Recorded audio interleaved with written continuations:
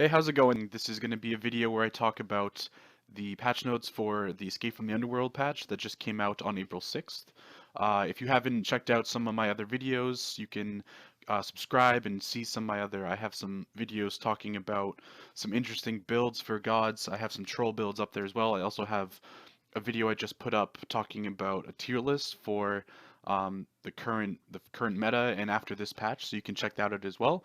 That would be great. There's a lot of videos I'm posting up there. I'm trying to get the channel going. But for this video, we're going to talk about this new patch. I think it's a great one. There's a lot of good changes. There's a new event coming up. There's a new god, Jingwei, you can see right there.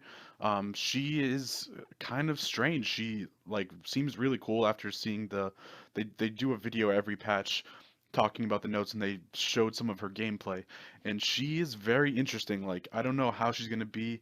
Part of me thinks that one of her combos doesn't look that like dangerous at all, but I'm not really sure how she's going to work. So obviously, with any new god release, you got to go out and play her to see how she's going to be. I'm not going to go too in depth on her abilities, but the whole idea behind her is that she's an extremely mobile hunter. She's like a bird or something like that, and so she is really mobile. She can fly around. Her passive is like the craziest thing I've ever seen.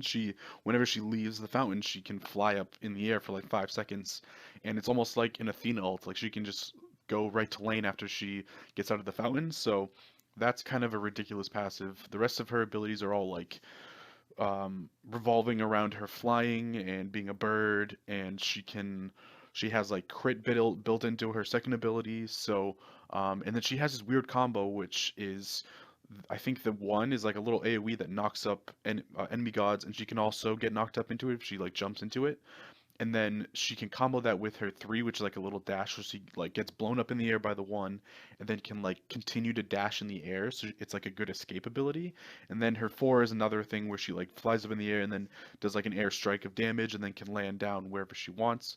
It's like a good escape. It's a good way to surprise enemies. So I could see her maybe being a jungler hunter because of her ultimate. Like, she could just get out of the jungle and just airstrike, surprise. So that might happen. I don't know. She might just be good in the ADC lane or the dual lane. So we'll see how that goes. But she's pretty cool. I like her. Um, some new god skins. This is probably the coolest one, the Pandemonium Odin one. If you haven't seen the video for the patch notes, go check that out. In fact, you might just want to watch that instead of this, but I wouldn't recommend that because I do have some of my own opinions about these patch notes. But they show some gameplay of it. That's why you can see this skin in action, which is pretty cool. And then there's some other like skins that have to do with the new event. The new event is called Escape from the Underworld, and it's almost like all the other Smite events where like they have these quests you can do, and when you get a quest, you get some points or something, and then you can unlock skins and like loading frames and all these other things. So that's gonna be kind of cool, I guess. Like, it seemed cool when they were talking about it, but at the same time, like, I'm not really interested. The Smite does all these events. They do events all the time, so it's just another one of their events, really. Not too special. The coolest part about it is the arena, the new arena map, which I will talk about after go through these skins. So we got a Hades skin and a Guan Yu. They're both related to the Escape from the Underworld thing, so they're pretty cool. I wouldn't say like they're the best skins ever. I don't know. They seem to do like a lot of skins with these like mechanical, dark like themes. Like Ao Kuang is kind of like a similar theme, the Dragon Knight, and they have like Medusa is Idusa, and then Soul is like the soulless machine. So they have all these like mechanical things. So I think they're kind of running out of ideas for skins. Like, these are just so similar, and they're cool, but I wouldn't say they're my favorite skins ever. So this Neath one, this is a tier two. It's pretty cool. Like, whatever. This Vamana skin is awesome. I might think about getting this, even though I don't play Vamana. This is a really cool skin. He looks awesome in his ultimate with this one. And then this is the tier two or the recolor for Jingwei, the new god. They have some voice packs. A Wheelix Mastery skin that already looks really cool, so I'd be curious to see how her skins look. Um, New avatar icon, and then this is the events. I'm not going to go into it, but again, you do quests, and when you get quests, you can get rewards like music themes, and like I don't really care too much about it. Like, I don't know if I'm even going to do it, and you have like a week to complete some of the quests, so it's like, why would I waste my time on this? I don't know. If you're into that, that's cool. The best thing is the arena, which is this one right here. They have a new arena map, which is like set in hell, and the whole idea is that Hades came up from hell and like grabbed the arena map and just dragged it to hell. So now it's in hell, and that's I think that's pretty cool. But the best part is there's now a bonus round that happens after each arena match. So if you win the arena match, that's it. You won the arena match. But then there's a bonus round that you can also play, and if you win that one, you'll gain additional worshippers. And what they did is they took, like, if you know the four pillars in the middle of the map, they took that inner area circle, and you can only play in that circle, and every other part of the map is covered in lava. So it's like a sudden death, grudge match kind of thing. And everyone, I remember I was watching the patch notes, everyone in the comments was like, play Sobek, so play Sobek because it's such a small place. You can just play Sobek in arena and then just like dash and pull them out and throw them into the lava. So there's gonna be a lot of that. You could also be like Xing Chen, or what are some other gods with pulls? Oh, Tyr will probably be a great one for that. So yeah, I mean there's gonna be a lot of cool matchups in that, and it's one of those things where like if you lose the arena match, there's always the bonus round. So you could win the bonus round and lose the arena match, so it might not be too bad. But if you lose both, then it's gonna feel even worse. Um, so that's gonna be pretty cool. I'm actually very excited. I might like exclusively play arena when that map comes out. Um, okay, and then miscellaneous. There's nothing important there. There's some new achievements. I'm not gonna talk about achievements. I don't care about achievements. They are, they're cool. This one, Fear of the Desert, seems really hard if you want to read it. It seems very hard to do that, so that'll be an interesting achievement. The rest of them, who cares? The item changes are this is the main part of the patch that I really wanted to talk about. The item changes and the god changes. So they changed this is the tier 2 for like Genji's guard and all these other ones. These three actually. This is the tier 2 for all of these for Oni's spectral armor and Genji's guard. So they changed it so it doesn't provide crowd control reduction. I think they did that because no one cares about crowd control reduction. It's not really that easy to notice, like the way it works is if you get like 20% crowd control reduction, whenever someone like CCs you, you'll get 20% less time that you'll be CC'd for, and it doesn't really matter because like even if you get stunned for 2 seconds instead of 3 seconds, it's still you're getting stunned for 2 seconds. Like it's still not I don't know, it's not really that worth, I don't think, so people didn't really care about this tree at all. No one was picking up any of these items.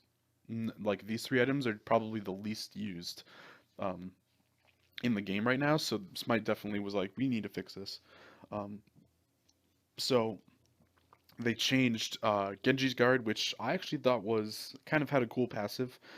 No one was using it because, again, the base stats were just okay, and the passive was just I guess not enough. So this doesn't have crowd control reduction anymore. It now provides 10% cooldown, which I think is great because, I, I feel like I need cooldown reduction on almost every god, and I max it on a lot of gods too, and there are actually a limited number of items out there that you can use for cooldown reduction, and I feel like they need more.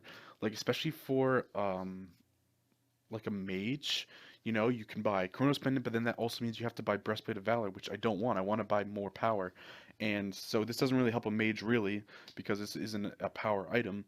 But I feel like there needs to be more items with cooldown reduction because of how much players value it. Like when I'm looking for items to put on a god, I'm always looking for cooldown reduction.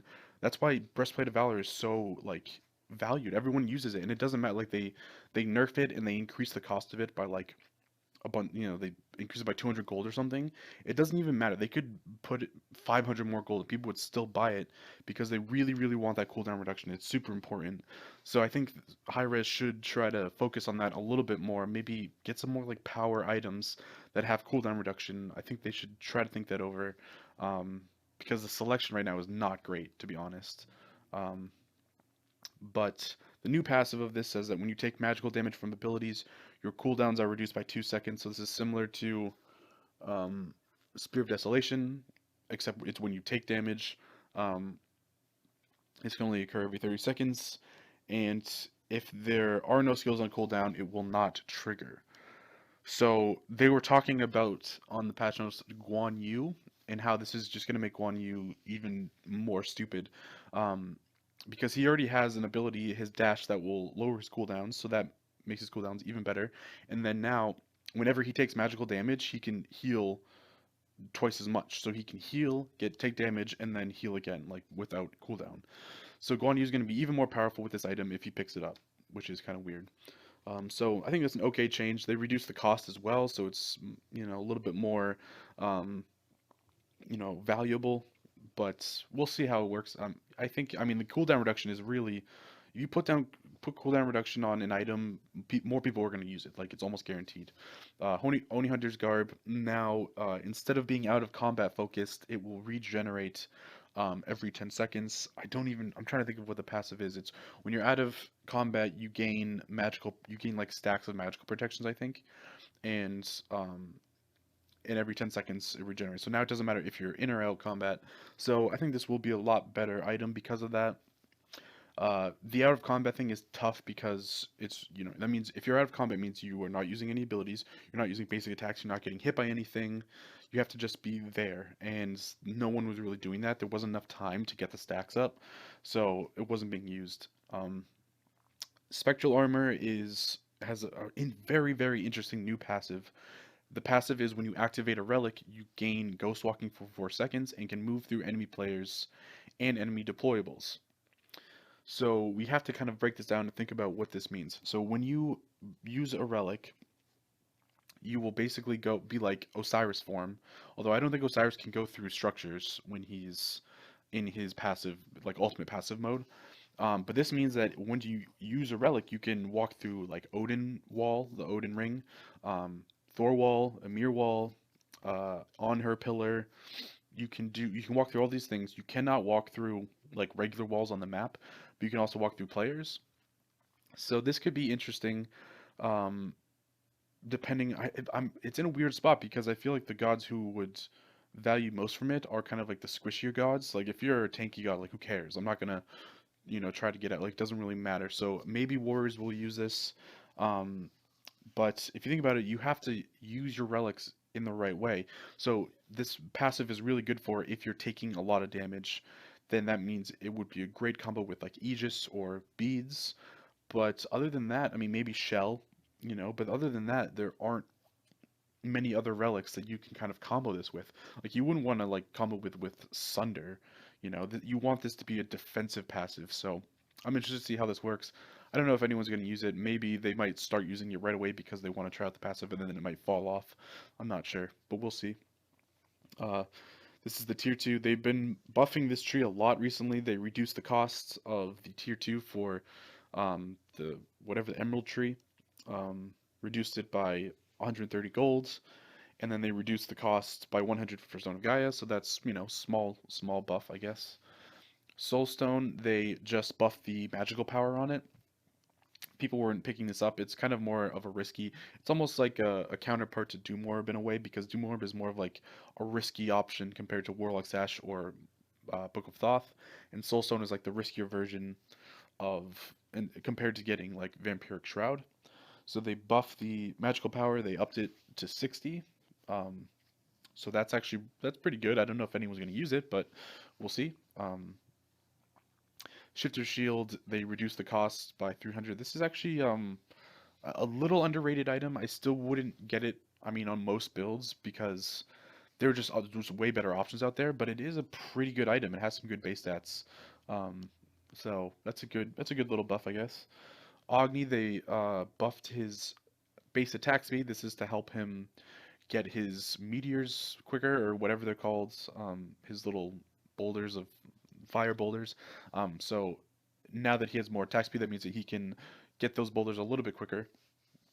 And then they decreased the increase of attack speed per level.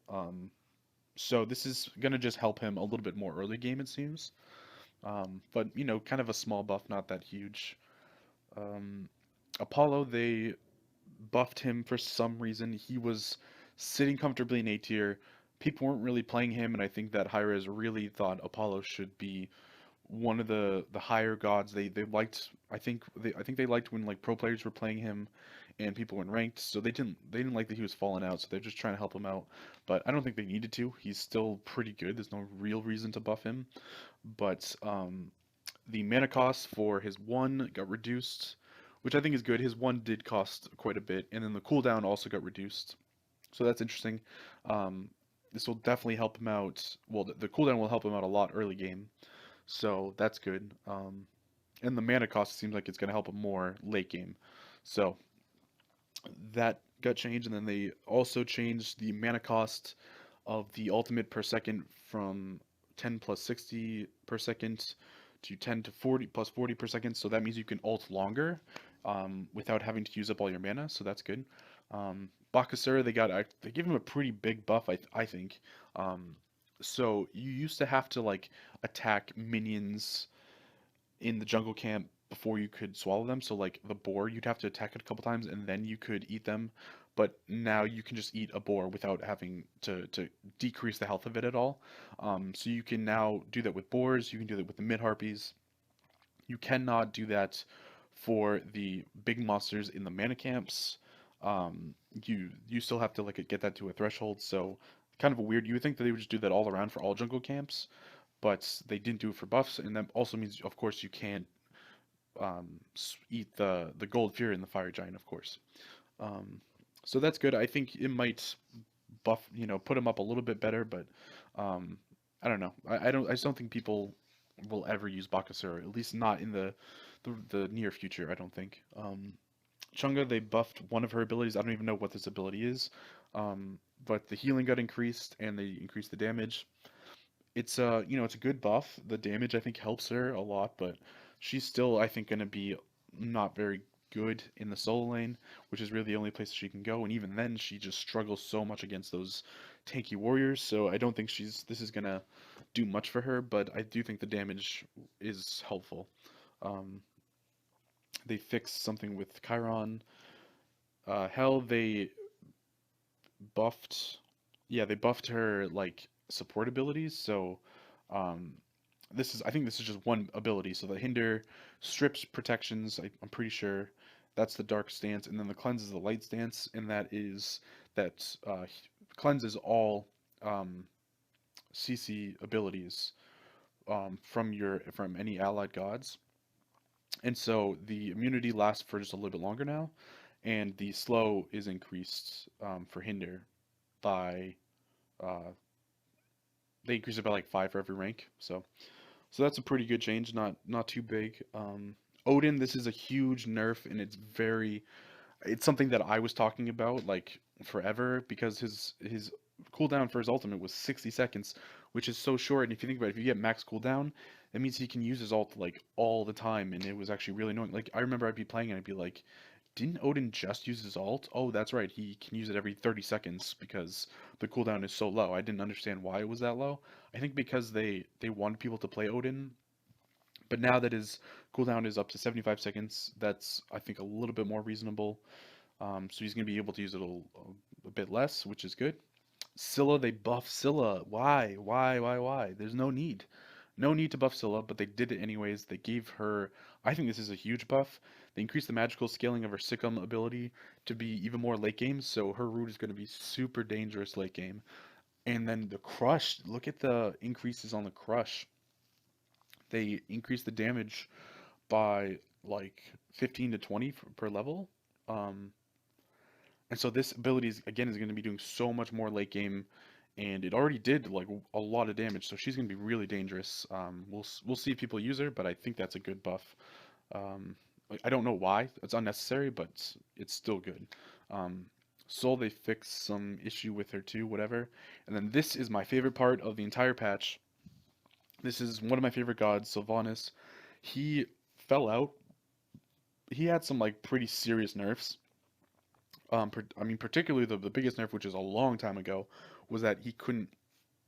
He used to be able to heal the wave. He used to be able to heal minions, and once they took that away, that was like, oh, Sylvanas is no longer S tier. Like he just kind of fell off. And then they did some other stuff too, but they buffed the cooldown from his Nature's Grasp, um, especially for the early game, which I think is awesome because his this ability really did have a really long cooldown early game, and I didn't understand it because like if you miss it, then it's like, oh, I have to wait another 30 seconds to try out this ability again, and it didn't combo well with his other abilities because he really does combo well. The way I play him, like most of the time, is I root, pull, and then I ult or I'll heal. Like after that's usually the combo, and being able to use that combo more, especially since like his one and his two have a lot shorter cooldowns, this will help hopefully match up with those abilities a lot better.